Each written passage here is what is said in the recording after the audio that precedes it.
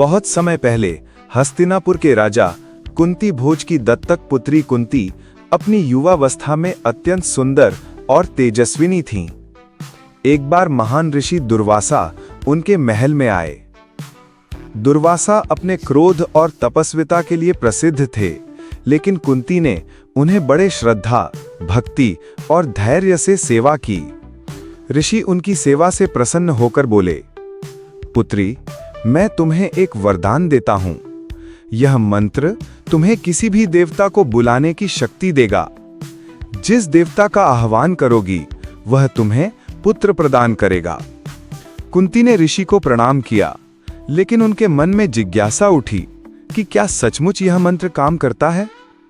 उन्होंने अपनी बाल जिज्ञासा में मंत्र का उच्चारण किया और सूर्य देव का आह्वान किया। क्षण भर में तेजस्वी सूर्य देव उनके सामने प्रकट हो गए। कुंती घबरा गईं। वह बोली, हे देव, मैं तो केवल प्रयोग कर रही थी, मुझे पुत्र नहीं चाहिए। लेकिन सूर्यदेव ने कहा, देवी, मंत्र के प्रभाव को रोका नहीं जा सकता, तुम्हें पुत्र अवश्य प्राप्त होगा।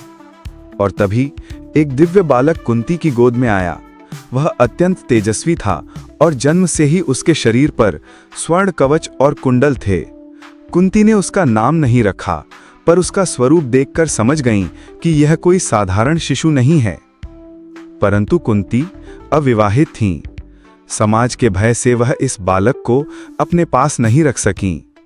आंसुओं से भरी आंखों से उन्होंने बालक को एक टोकरी में रखा और नदी की धारा में बहा दिया।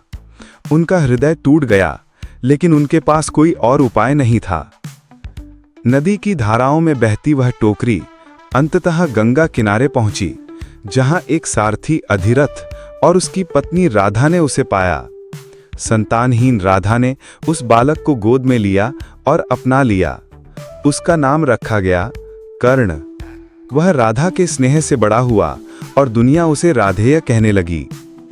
आगे चलकर यही कर्ण महाभारत का सबसे पराक्रमी और दानवीर योद्धा बना, जिसने कभी किसी याचक को खाली हाथ नहीं लौटाया।